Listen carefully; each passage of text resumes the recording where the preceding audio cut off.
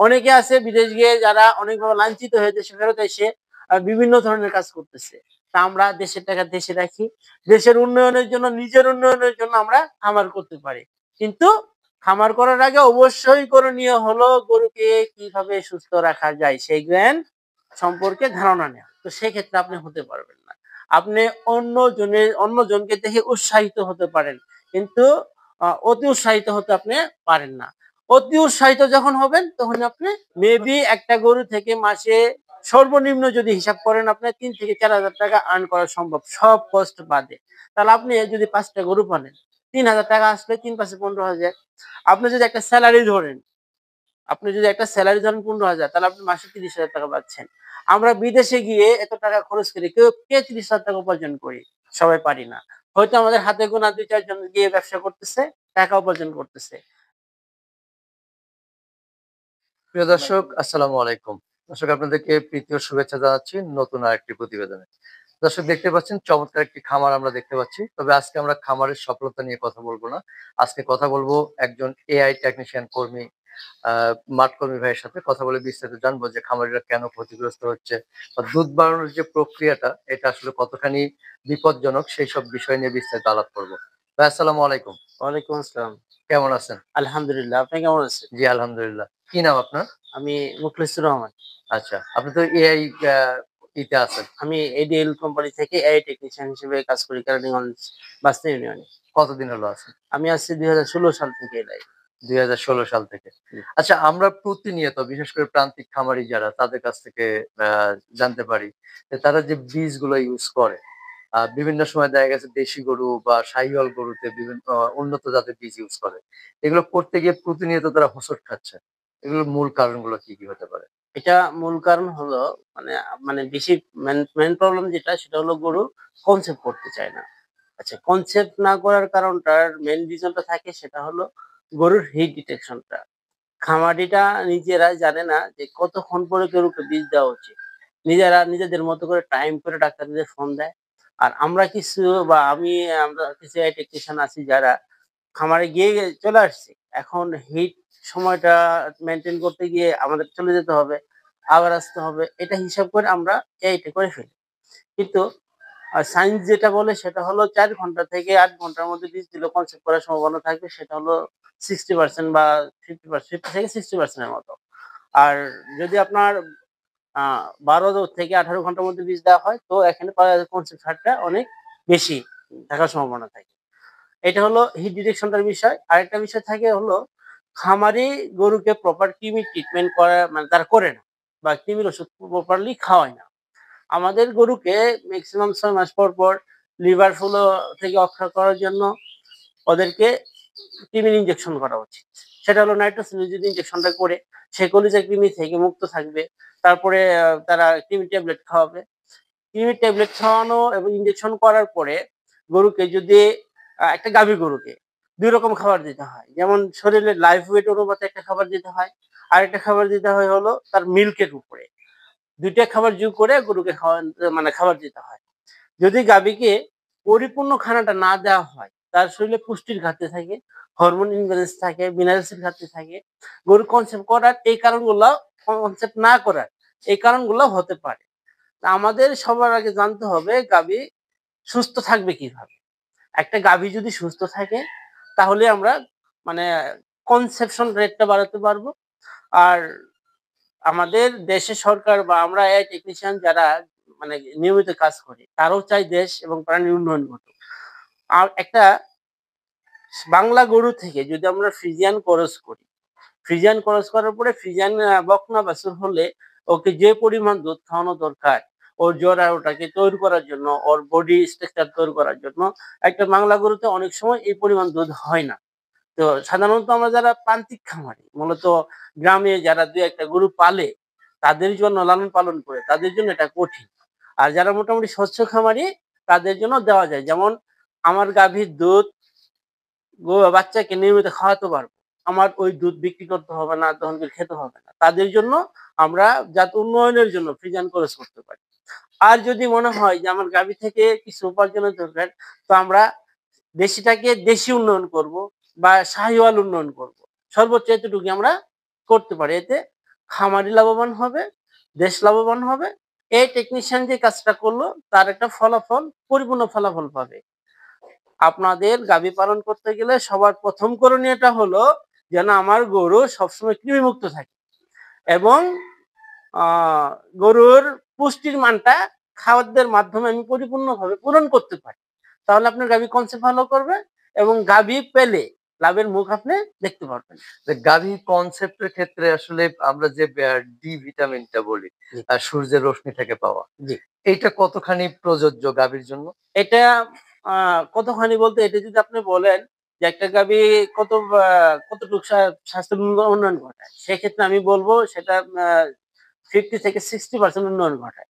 একটা গরু যদি মাঠে চরণ করে বা ভিটামিন ডি খায়, ভিটামিন ডি এর মাধ্যমে বা চলাফেরার কারণে ওর ৩ টা উপকার হতে পারে। একটা হলো ওর আপনার হজম শক্তির প্রক্রিয়াটা ভালো থাকবে, ওর ভিটামিন ডি টা সাপ্লিমেন্ট ভালো থাকবে, ওর বডির মুভমেন্টটা ভালো থাকবে। এই ৩ টা মুভমেন্ট যখন তার শরীরে সবসময় থাকবে, তার রোগ প্রতিরোধ ক্ষমতাটাও বাড়বে। যদি রোগ প্রতিরোধ ক্ষমতাটা বেড়ে যায়, তো তার ক্ষেত্রে সবসময় সে সুস্থতা বোধ করবে এবং দুধের ক্ষেত্রে বলেন, কনসেপশন এর ক্ষেত্রে বলেন, সে ভালো একটা সাপোর্ট দিবে আপনাকে। না, অনেক সময় দেখা গেছে যে আমরা শুনেছি বিভিন্ন জায়গা থেকে যে গাভীটা কনসেপ্ট করতেছে না, তাকে ভিটামিন ডি এর অভাবে অনেক সময় এই ধরনের কাজটা হয়ে থাকে। হ্যাঁ, আমরা আমরা আপনি যেটা বলছেন এটা ঠিক আছে। আমরা তো এখন গরুকে আবদ্ধ করে ফেলছি। গরু মূলত মাঠে চরণ করে খাবে, রোদে থাকবে এরকম গরু। আপনি খেয়াল করবেন, লক্ষ্য করতে পারবেন গ্রামের প্রান্তিক খামারি যারা মফস্বলে গরু পালে তারা দেখবেন দিনের জন্য একটা জায়গা রেখে দিচ্ছে, রাতের জন্য একটা জায়গা রেখে দিচ্ছে। মাঝে, মাঝে সে তার গরুগুলাকে মাঠে চরণ করতেছে। আচ্ছা, এই গরুগুলার মধ্যে যারা মোটামুটি সচেতন যে কৃমি ট্যাবলেট খাওয়াচ্ছে বা খাবার মানটা ওরা কিন্তু মূলত পুরা ভুসির মধ্যে থাকে। আ আরেকটা ওদের বদ অভ্যাস আছে, সেটা হলো জাউ খাওয়ানো। জাউ গরুর অনেক ক্ষতি করে। যার ক্ষতি হলো আপনার আ জাউ যদি গরম খাওয়ান সেক্ষেত্রে আপনার ফুড পয়জন হতে পারে। যদি ঠান্ডা খাওয়ান মানে একটু গন্ধ উঠছে এটা খাওয়ান তাও ফুড পয়জন হতে পারে। সে থেকে আপনার পায়খানা অনেক সময় পেটে গ্যাস হতে পারে। গ্যাসে আবদ্ধ হয়ে গ্যাসের ওষুধ খাওয়ানোর পর অনেক সময় ভালো হয় না। অনেক সময় দেখা গেছে আপনার ফুড পয়জনের মাধ্যমে অনেক সময় আম আসতেছে। এই গরুগুলো অনেক সময় ভালো হইতে কষ্ট হয়ে যায়। তো দুধ প্রোডাকশন এর আশা করে আপনি যাও খাওয়াবেন, দেখবেন দুধ শুকায় গেছে। আপনার গরুর গ্যাস আটকে গেছে, ওই গরু বাঁচানোর সম্ভাবনা খুব কঠিন। আমাদের ভেটেরিয়ান যারা চিকিৎসা করেন, তারা চিকিৎসা করার পরেও মেডিসিন প্রপার খাওয়ানোর পরেও গরু অনেক সময় ভালো হয় না। এখন আপনারা নিজেরা রোগ তৈরি করেন। কিন্তু গ্রামের মানুষ তো আমরা দেখেছি যে জাউই বেশি খাওয়ায়, তারপরে গরু সুস্থ থাকে। কিভাবে সম্ভব আর আসলে? এটা সম্ভব থাকে কেন? তারা ওই যে মানে মাঠে যেসব গরুগুলা ছাড়া থাকে আরকি, জাউ খাওয়াইছে বা ওই সুস্থতার মাঝেও অনেক সময় যাও খাওয়াইছে। পানি করে মাঠে বিচরণ করতেছে। আর সবাই তো সব গরু তো একসাথে এরকম অ্যাটাক করে না। হঠাৎ কিছু গরুর আছে যাদের স্টমাকটা দুর্বল, হজম প্রক্রিয়াটা দুর্বল। যাও খেয়ে ফেলছে ওই গ্যাসটা উঠে গেছে। সেক্ষেত্রেই তারা খুব বেশি ক্ষতিগ্রস্ত হচ্ছে। আর আপনার আ এর মধ্যে একটা সবচেয়ে বড় বিষয় হলো কি, ক্ষতির সংখ্যা মানুষ চোখে আসলে কম পড়ে। লাভের সংখ্যাটা আসলে ওরা কোথায় দেখে আমরা জানি না।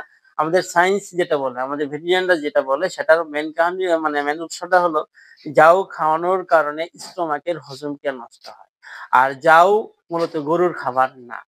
গরুর খাবার হলো সেটা, যেটা সে খাবে। খাওয়ার পরে পেটে যাবে, পেট থেকে আবার মুখে নিয়ে জাবর কেটে হজম করবে, সেটা হলো গরুর খাবার। এখন আমি জাউ মানে খাওয়াইলেন আপনি। জাউ খাওয়ানোর পরে জাউটা পেটে গেল। যাওয়ার পরে সে অটোমেটিক গলে গেল। এর যে আপনার গুণাগুণটা, এর পুষ্টির মানটা সে পরিপূর্ণভাবে পাবে না। যখন আপনি গরম খাওয়াবেন, এই গলে যাওয়ার কারণে সেখান থেকে একটা এসিডিটি তৈরি হয়। আবার আপনি যখন পচাটা খাওয়াবেন, পচা ভাত মানুষ খেলেও যেরকম অস্বস্তি বোধ করে, প্রাণীও খেলে ঠিক এরকম অস্বস্তি বোধ করে।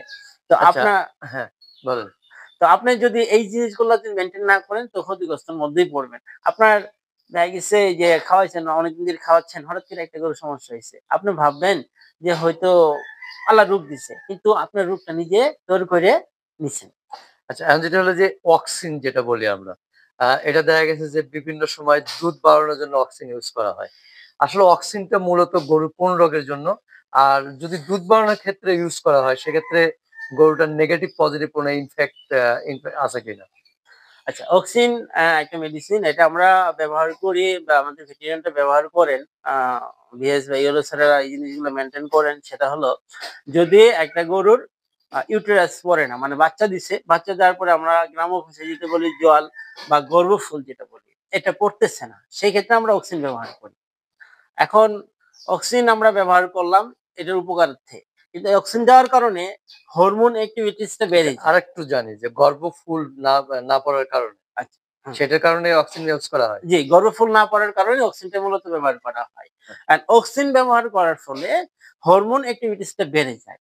একটা গাভীর শরীরের ইমিউনিটিটা বেড়ে যায়। বেড়ে যাওয়ার কারণে ওই মানে ইউটেরাসটা বা ওই গর্ভফুলটা পড়ার সহযোগিতা করে।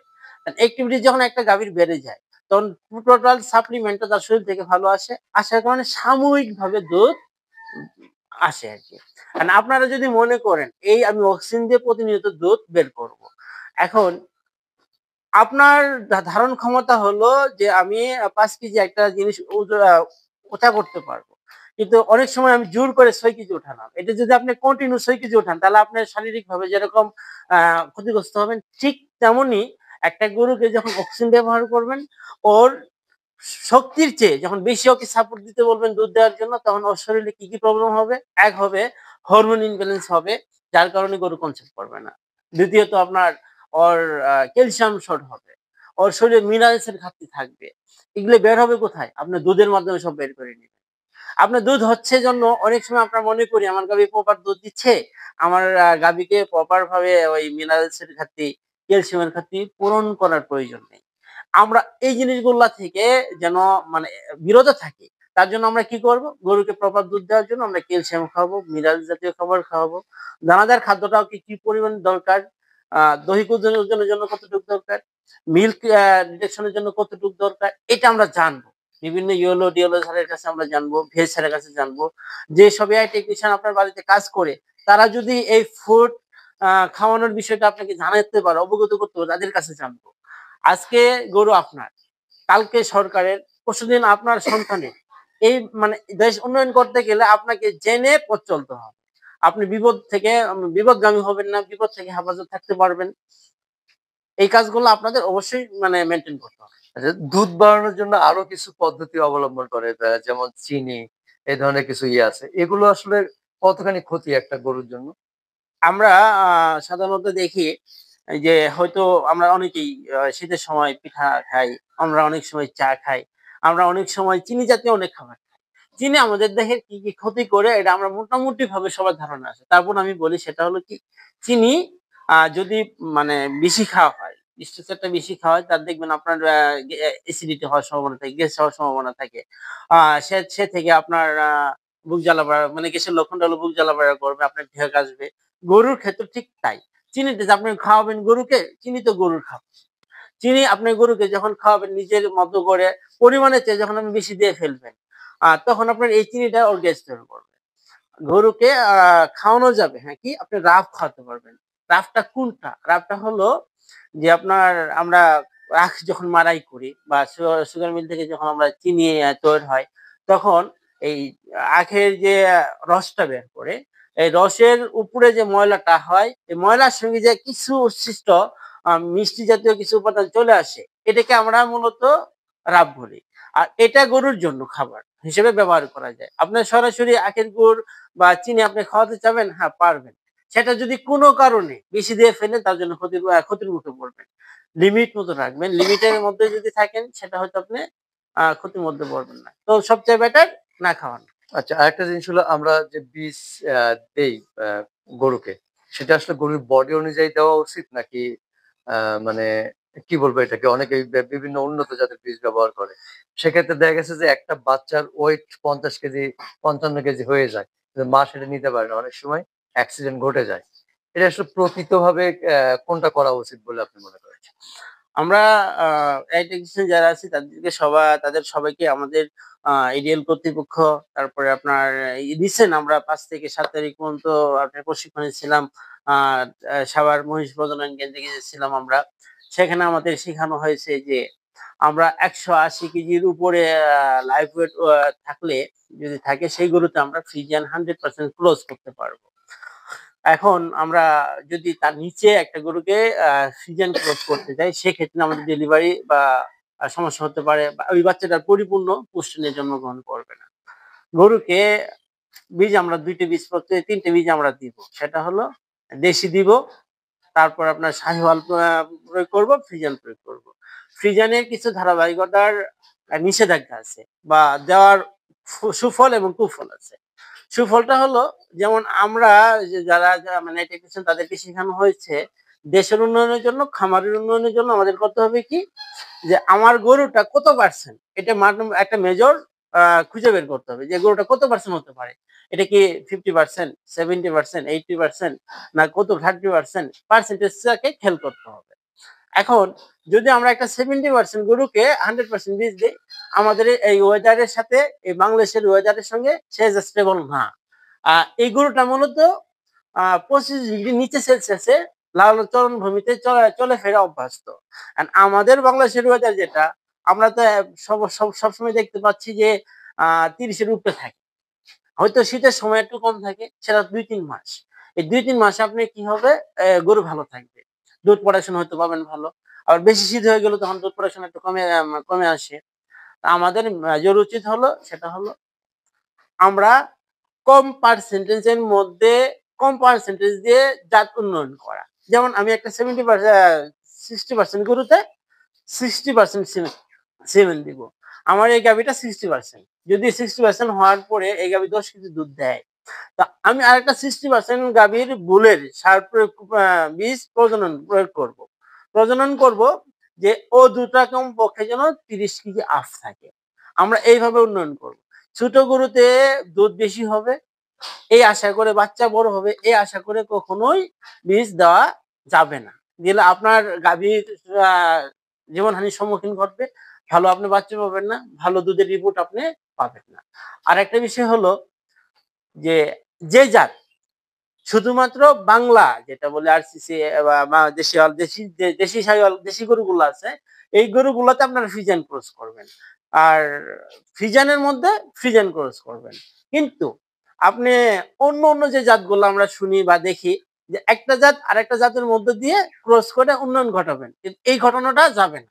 এটা আসলে উন্নয়ন ঘটে না। উন্নয়নের চেয়ে আপনি ক্ষতির মুখেই বেশি পড়ে যান। নিজেরা চেষ্টা করবেন যে আমি যেখানে আছি সেখান থেকে কতটুকু উন্নয়ন করা যায়। তাহলে আপনি উন্নয়নের মুখ ছোঁয়া পাবেন, মুখ দেখবেন। আর যদি মনে করেন যে আমি ফিজানের মধ্যে একটা শাহিওয়াল দিয়ে ভালো একটা লাল বাচ্চা দেখবো, এটাও আপনি নিজের ক্ষতি করলেন, দেশের ক্ষতি করলেন। আবার যদি মনে করেন যে একটা শাহিওয়াল ছোট একটা গরুর মধ্যে সাপোজ লাইফ ওয়েট 160 কেজি নিচে 80 কেজির নিচে আছে, এর মধ্যে দিয়ে উন্নয়ন ঘটবো, উন্নয়ন দেখবো, আপনি তাও পারবেন না। আপনার কিছু স্ট্রাকচার আছে, এআই টেকনিশিয়ানদের জিজ্ঞাসা করবেন আমার গরুতে কোন বীজ খাটে। আর ওদেরকে বলবেন যে দেখেন আমার সামর্থ্যের মানে আমার সামর্থ্যটুকু এতটুকু আছে যে আমি গরুকে দুধ কিনে খাওয়াতে পারবো না বা পারবো। যদি আমি পারি, আপনি পারেন, তো বলবেন যে হ্যাঁ আমি দুধ কিনে খাওয়াতে পারবো, তাহলে আমার গরুটাকে আপনি দিয়ে দেন, ফ্রিজিয়ান দিয়ে দেন।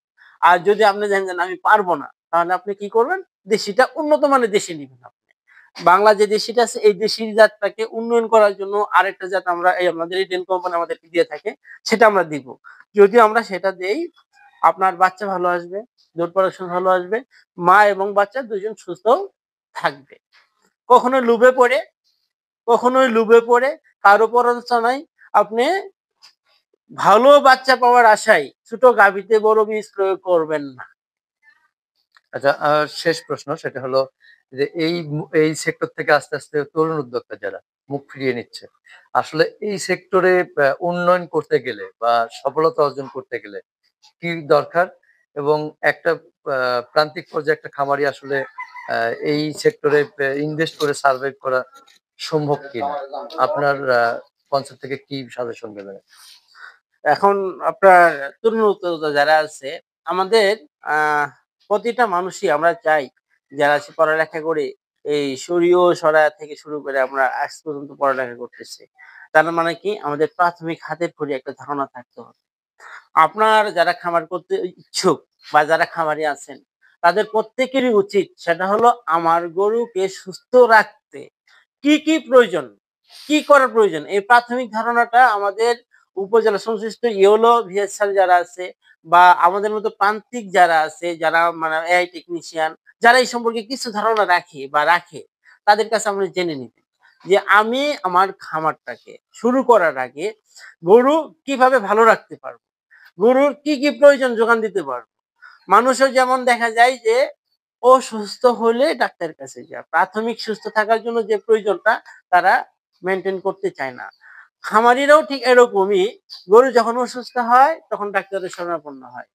সুস্থ গরুকে যে ডাক্তার দেখানো উচিত, সুস্থ গরুকে যে টিকা দেওয়া উচিত, সুস্থ গরুকে কৃমির ট্যাবলেট খাওয়ানো উচিত, সুস্থ গরুগুলাকে লিভার টনিক দেওয়া উচিত, ক্যালসিয়াম দেওয়া উচিত, এই জিনিসগুলা তারা জানতেও চায় না, করেও না। আর আমরা তাদেরকে বললে জিনিসটা আমলে নেয় না। আপনাকে সবার প্রথম জানতে হবে সেটা হলো আমার গাভী বা ষাঁড় কিভাবে সুস্থ থাকবে। সুস্থ থাকার করণীয়টা আপনাকে জানতে হবে। যদি আপনি সুস্থ থাকার করণীয় জানতে পারেন, খাবার স্ট্রাকচার জানতে পারেন যে আমি কি খাওয়াচ্ছি, এই খাওয়া থেকে কতটুক পুষ্টি আমার ষাঁড়ের বা গাভীর দরকার, এটা আসতেছে কিনা, এটা যদি আপনি জানতে পারেন তাহলে আপনি খামার করে লাভবান হবেন। আর যদি মনে করেন আমার টাকা আছে, নিয়ামুল ভাই খামার করে লাভবান হয়েছে, আমিও খামার করে লাভবান হব, তো সেক্ষেত্রে আপনি হতে পারবেন না। আপনি অন্যজনকে দেখে উৎসাহিত হতে পারেন, কিন্তু অতি উৎসাহিত হতে আপনি পারেন না। অতি উৎসাহিত যখন হবেন তখন আপনি লসের মুখ দেখবেন। আপনাকে করণীয় হলো চলার পথটা কিভাবে সুন্দর হবে সেটা আগে জেনে আপনি পথ চলা শুরু করেন। আচ্ছা ভাই, সর্বশেষ যেটা জানতে চাই, আমাদের দেশ থেকে অনেক তরুণ যারা আছে তারা প্রবাসে চলে যাচ্ছে। প্রবাসে যারা দেখা গেছে তারা বিভিন্ন সময় অনেক ওয়ার্ড কাজ করতেছে। আর সেই প্রবাসে না গিয়ে যদি আমাদের দেশে এই সেক্টর গুলোতে ইনভেস্ট করে, আসলে সার্ভাইভ করা সম্ভব কিনা? আহ আমরা প্রবাসে যাওয়ার জন্য যে টাকাটা বিনিয়োগ করি, যদি এখানে ওই যে কিছুক্ষণ আগে আমি বলেছি যে আপনার প্রাথমিক একটা ধারণা নিবেন যে আমার আহ গরুকে কিভাবে সুস্থ রাখা যাবে। যদি আমরা এই ধারণাগুলা নেই বা এই ধারণাগুলা শিখি, শেখার পরে যদি আমি খামারটা পরিচালনা শুরু করি, অবশ্যই সার্ভাইভ করা সম্ভব।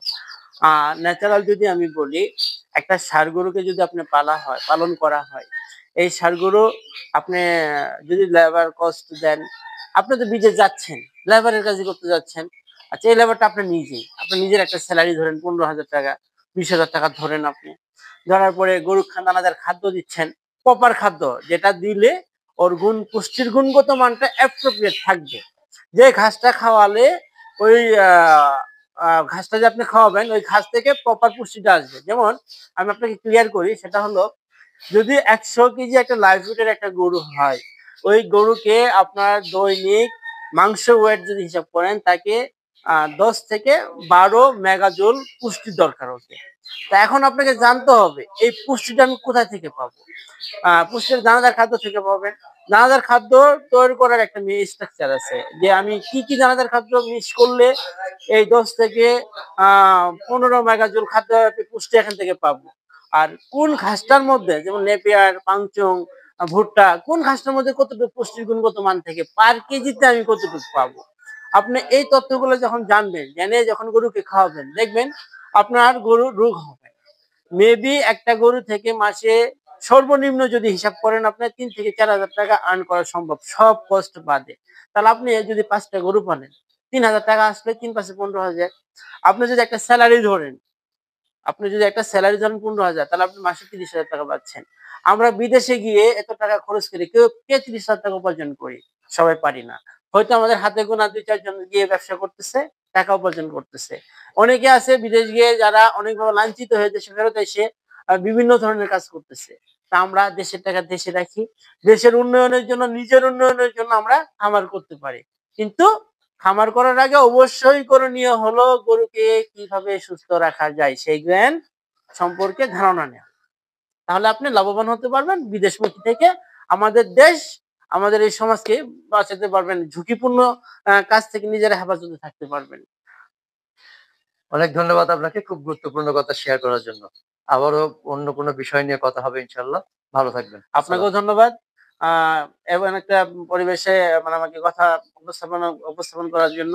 যদি আমার কথা আপনাদের ভালো লাগে বা আমার কথায় কোনো কারো মনে কষ্ট লেগে থাকে, এইজন্য আমি আন্তরিকভাবে দুঃখিত। আমি চেষ্টা করেছি যে আমার এবং আমার সমাজের বা আমার দেশের যেন উন্নয়ন ঘটে। তার আমার ক্ষুদ্র জ্ঞান থেকে যতটুকু পাওয়ার ছিল তা আপনাদের সাথে শেয়ার করেন। তো শেয়ার করলাম। আশা করি আপনারা অবশ্যই কথাগুলা নিজে আমলে না নিলেও দেখবেন কথাটা সততা আছে কিনা। যদি সততা থাকে সেটা মেনে খামার করেন। আপনি ভালো থাকবেন, আপনার সমাজ ভালো থাকবে, আপনার পরিবার ভালো থাকবে, আমাদের এই দেশটা ভালো থাকবে। জি, আসসালামু ধন্যবাদ। আলাইকুম।